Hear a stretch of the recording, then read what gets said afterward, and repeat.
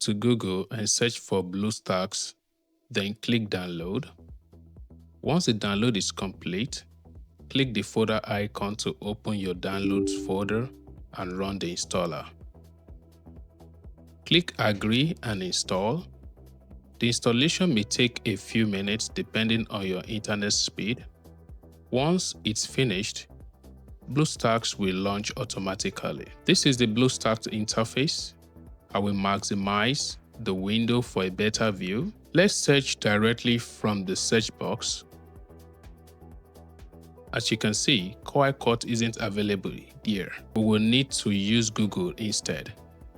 Click the Home icon, then go to the System Apps and open Chrome. Search for KwaiCut app and wait for the results to load. Once you find it, click on it. You will need to sign in with your Gmail account before installing. I will recommend using a Gmail account that isn't connected to anything important. After signing in, the installation will begin automatically. Once it's installed, click Open. The KwaiCut interface will load. Click Continue. Go through the terms and conditions and then click I confirm. You are now inside the editing interface. To start a project, import the video clip or image you want to edit.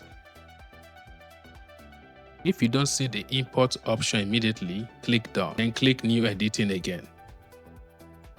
Select your image or video, click the circle/check mark icon, and then click Done. Now you can start editing. You will notice that most of the tools available on the mobile version are also available here on your PC through BlueStacks. If you find this video helpful, don't forget to subscribe, like the video, and turn on notifications. Thanks for watching. I will see you in the next one.